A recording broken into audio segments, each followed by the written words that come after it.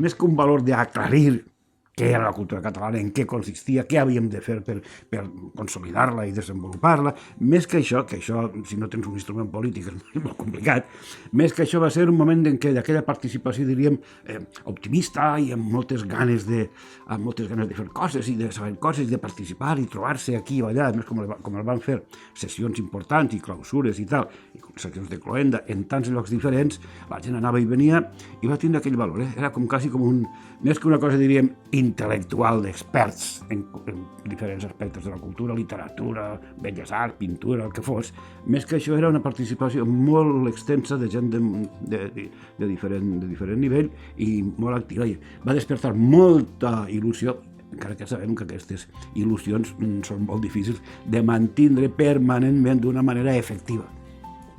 La cultura popular pensaven que eren només la indumentària, aquella arquitectura de les casetes de poble i de les masies, que era aquell mobiliari, els trasters d'un museu etnogràfic, les danses, tot això. La cultura popular és moltíssim més. Són les formes de vida, són les formes de treball, són les formes de comportament, diríem, de relació social, que és molt més profund i més sòlid en una cultura que qualsevol altra cosa.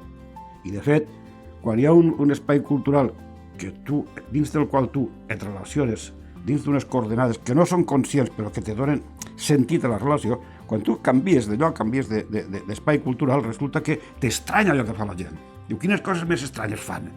Jo us dic una cosa i no ho entenen, no per llenguatge, sinó per l'actitud, pels valors. Això és el més substancial d'una cultura, això és molt més delicat i d'això, de fet, ho hem treballat poc. Jo de vegades ho treia. Volíem saber quin era l'estat de la qüestió.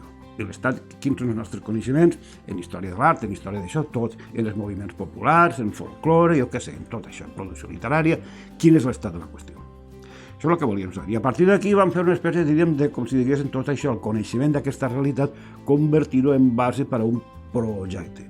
Què hauríem de fer els pròxims anys en tal camp, en tal camp, en tal camp, en tal camp.